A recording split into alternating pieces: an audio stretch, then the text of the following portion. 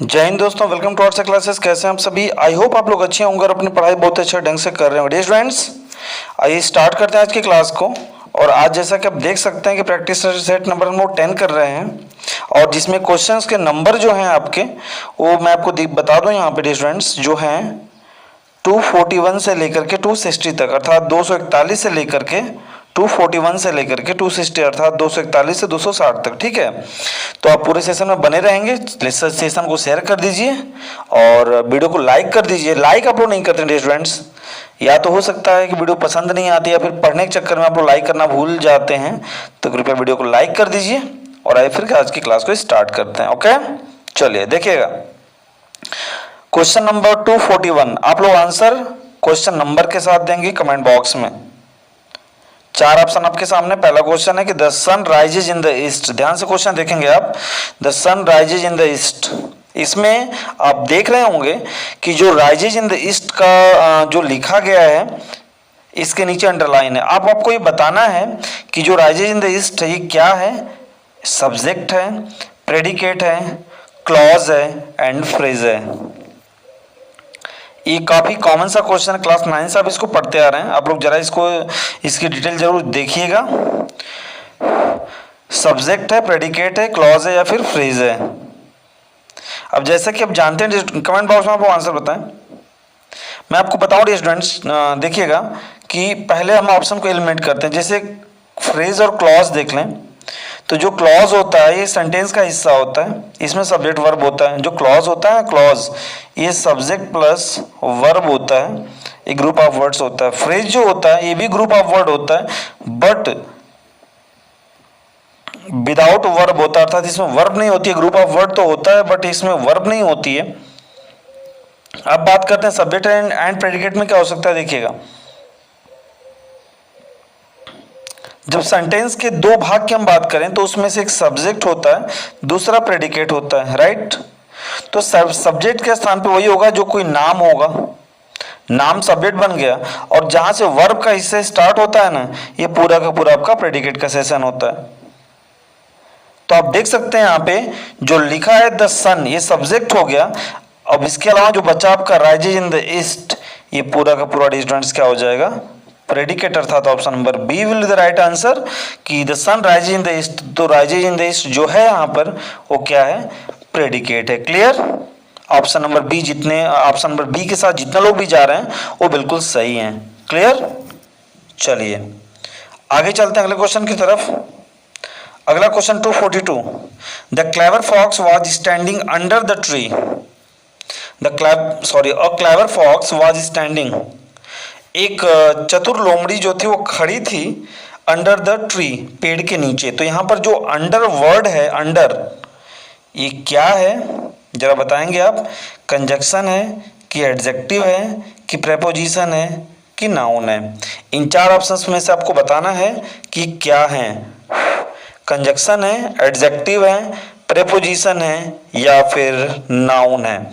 तो मैं आपको बताना चाहूँगा स्टूडेंट्स कि जो अंडर वर्ड है ये आपका ऑप्शन नंबर सी सही है, प्रेपोजिशन। ओके, तो अंडर जो वर्ड होता है प्रेपोजिशन होता है, तो इसलिए ऑप्शन नंबर सी सही होगा। अर्थात clever fox was standing under the tree, अर्थात एक चतुर लोमड़ी जो है वो पेड़ के नीचे खड़ी है। तो यहाँ पे जो अंडर वर्ड है वो क्या हो जाएगा, प्रेपोजिशन हो जाएगा। ओके, चलिए next 243। The crow is a clever bird.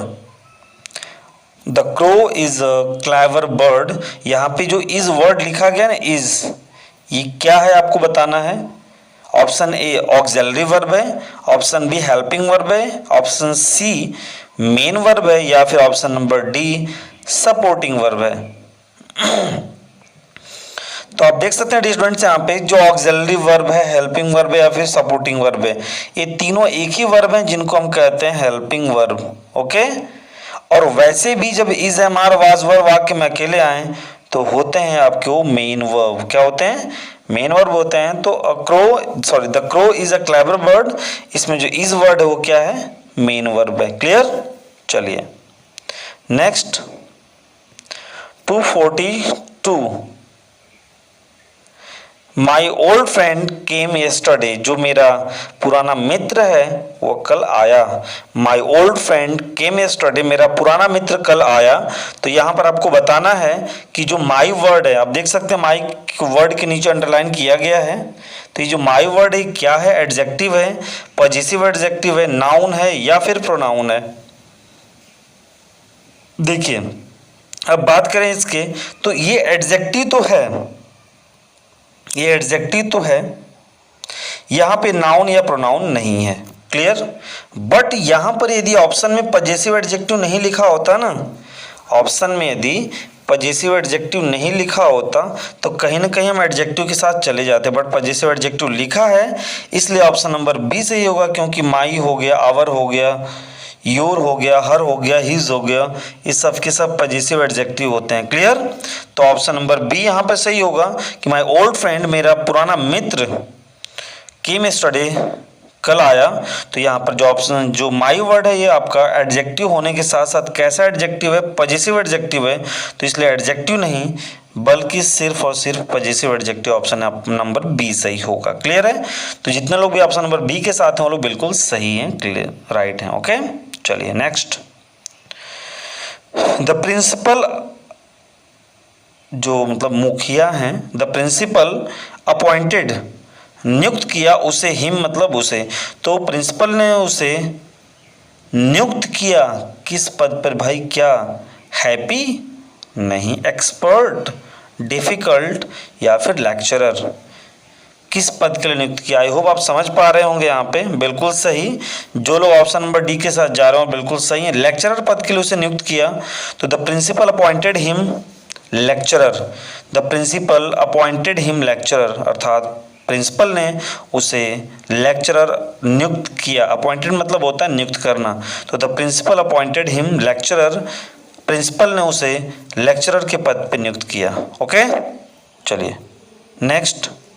246 question है कि the news made me, the news made me, the news जो समाचार है, मेड बनाया, मी मतलब मुझे, अर्थात समाचार ने मुझे बनाया क्या? एक्सपर्ट, क्लियर, हैप्पी या फिर क्लीन। द न्यूज़ मेड मी, समाचार ने मुझे बनाया, क्या बनाया भाई? हैप्पी, खुश किया। ऑप्शन नंबर सी के साथ जाएंगे हम लोग, option number C will be the right answer कि the news made me happy, समाचार ने मुझे खुश किया अर्थात खुश बनाया। ठीक है, क्लियर है? बोलिए। चलिए फिर नेक्स्ट चलते हैं हम लोग आगे। Question number 147, I found the problem difficult, happy, sad, lecturer. Difficult, happy, sad, lecture. मैं आपको बताना चाहूँगा स्टूडेंट्स कि जितने भी स्टूडेंट्स यहाँ पे ऑप्शन नंबर ए के साथ जा रहे हो बिल्कुल राइट हैं कि आई फाउंड, मैंने पाया, द प्रॉब्लम, समस्या को, डिफिकल्ट मतलब कठिन, अर्थात मैंने समस्या को कठिन पाया, तो I found the problem difficult. Okay, तो option number A will be the right answer, मैंने समस्या को कठिन पाया। क्लियर है? चलिए next question is 1 minute. Next question is 248। क्या है? 248 नंबर क्वेश्चन है कि the painter painted dash me, मुझे पेंट किया, और पिक्चर, एक तस्वीर को पेंट किया, हैप्पी या फिर यू। तो आप देख सकते हैं ए और जो डी ऑप्शन एक ही तरह के ऑप्शंस हो गए, हैप्पी होगा नहीं, तो बिल्कुल सही आप जा रहे हैं। अगर जा रहे हैं बी के साथ तो बिल्कुल सही हैं, तो option number B will be the right answer कि the painter painted a picture, अर्थात पेंटर ने एक तस्वीर को क्या किया? पेंट किया, रंगा। ओके, क्लियर है? बोलिए। चलिए ठीक है फिर नेक्स्ट।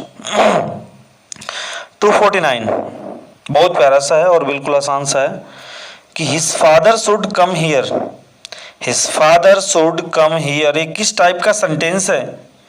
इंट्रोगेटिव सेंटेंस है, असर्टिव सेंटेंस है, इंपरेटिव सेंटेंस है या फिर ऑप्टेटिव सेंटेंस है? बताएं आप।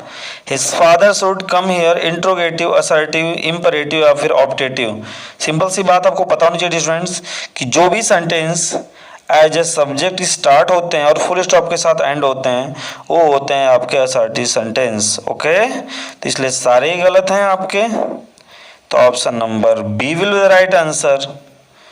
His father should come here assertive sentence, his father should come here assertive sentence होगा। ओके तो याद रखिएगा कि जो भी सेंटेंस सब्जेक्ट से स्टार्ट होते हैं और फुल स्टॉप के साथ एंड होते हैं, देख सकते हैं आप यहाँ पे फुल स्टॉप के साथ एंड है, तो इसलिए ये सेंटेंस आपका हो जाएगा क्या, असर्टिव सेंटेंस। ओके चलिए नेक्स्ट 250 नंबर क्वेश्चन है कि he does not pass the exam. बिल्कुल ये भी क्लियर है, आपका सब्जेक्ट से स्टार्ट हो रहा है, फुल स्टॉप के साथ एंड हो रहा है, तो आप देख सकते हैं ऑप्शन नंबर सी सही होगा। असर्टिव सेंटेंस है बिल्कुल, ये आप सही बिल्कुल जा रहे हैं अगर आप असर्टिव सेंटेंस के साथ जा रहे हैं तो, कि he does not pass the exam, वो परीक्षा पास नहीं होता है, he does not pass the exam, वो परीक्षा पास नहीं होता है, तो आपका हो जाएगा असर्टिव सेंटेंस। क्लियर है।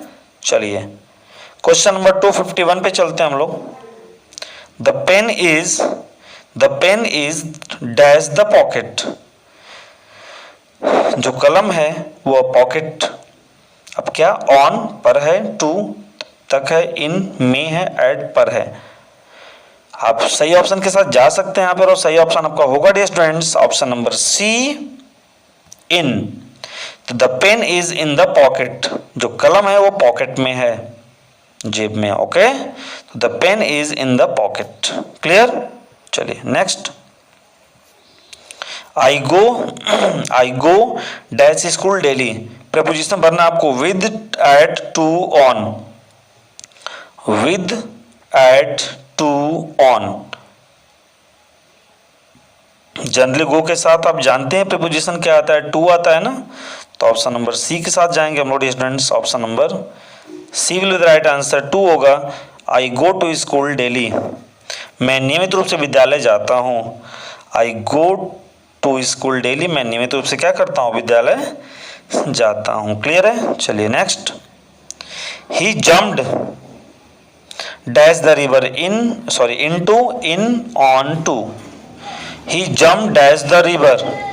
आप यहाँ पे एक चीज ध्यान से देख सकते हैं स्टूडेंट्स कि जहां पर भी कूदने, जंप मीन्स कूदना ही होता है ना, तो जहां पे कूदने की बात आएगी दैट मीन्स वहां पर एक चीज आपका होगा जिसको हम कहेंगे स्टूडेंट्स मोशन, और मोशन मीन्स क्या होता है, गति। तो जहां पर कूदने में गति हो और कूदेंगे तो भाई गति तो रहेगी रहेगी, तो वहां पर प्रेपोजिशन हम जाएंगे इनटू के साथ। किसके साथ जाएंगे, इनटू के साथ जाएंगे। हाँ स्टूडेंट्स हम लोग इनटू के साथ जाएंगे, यहाँ पे गति है, मोशन है, इसलिए हम इनटू के साथ जाएंगे कि ही जम्प्ड इनटू द रिवर, वह नदी में कूदा। इन अगर कूदने के बाद वहां पे स्थिर होता रहता तो हम इन लगा देते, ऑन टू नहीं होंगे, तो इसलिए हम किसके साथ जाएंगे, इनटू के साथ। ओके चलिए 254 के साथ क्या होगा बताएं, कि दे राइट डैश पेन, दे राइट डैश पेन। अब देखिए जब किसी इंस्ट्रूमेंट के साथ कोई काम किया जाए ना, तो वहां पे जनरली प्रीपोजिशन विद का प्रयोग होता है। आपके ऑप्शंस हैं बाई, विद, ऑन टू, हम विद के साथ जाएंगे। याद रखिएगा कभी भी हम यदि किसी इंस्ट्रूमेंट से कोई वर्क कर रहे हैं तो वहां पर जनरली प्रीपोजिशन विद का प्रयोग किया जाता है। क्लियर, आई होप आप समझ पा रहे होंगे। क्लियर है। चलिए तो दे राइट विद पेन अर्थात वे कलम से लिखते हैं या कलम के साथ लिखते हैं। क्लियर है, बोलिए। चलिए नेक्स्ट है 255 Pintu died dash malaria. Died generally किसी चीज से मरने के लिए ना, और जनरली बीमारी से मरने के लिए हम प्रेपोजिशन ऑफ का प्रयोग करते हैं, ओ बी ओ एफ का, ध्यान रखिएगा। तो ऑप्शन नंबर सी सही होगा कि पिंटू डाइड ऑफ मलेरिया। जो पिंटू था वो किससे मरा, मलेरिया से। ओके तो पिंटू डाइड ऑफ मलेरिया। चलिए next 256 ghee is sold dash kilo. जब कोई चीज किसी दर से किसी यूनिट के साथ क्या हो जाए, बेची जाए, तो वहां पर डियर स्टूडेंट्स हम प्रयोग करते हैं टू, विद, एट, बाई।